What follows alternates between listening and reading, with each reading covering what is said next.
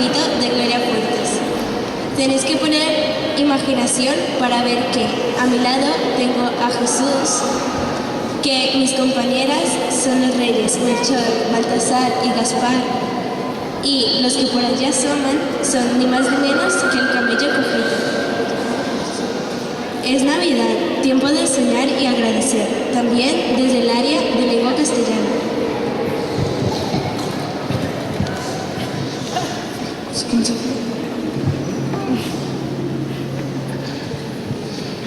El camello se pinchó con un cardo en el camino y el mecánico Melchor le dio vino.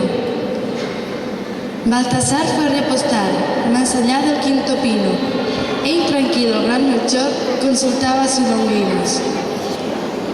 No llegamos, no llegamos, y el santo parto ha venido.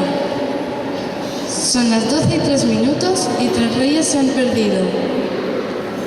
El camello cojeando, más medio muerto que vivo, va espeluchando su felpa entre los troncos de olivos.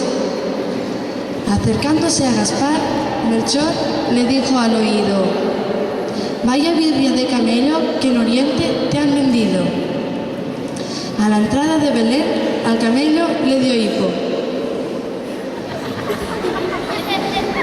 ¡Ay, qué tristeza tan grande, con su belfo y en su hipo! Se iba cayendo la mirra a lo largo del camino. Baltasar lleva los cofres, Melchor empujaba al bicho. Y a las tantas ya del alba, ya cantaban pajarillos. Los 3 reyes se quedaron boquiabiertos e indecisos, oyendo hablar como a un hombre, a un niño recién nacido. No quiero oro ni incienso, ni esos tesoros tan fríos. Quiero el camello, le quiero, repitió el niño. A pie vuelven los 3 reyes, cabizbajos y afligidos, mientras el camello echado le hace cosquillas al niño.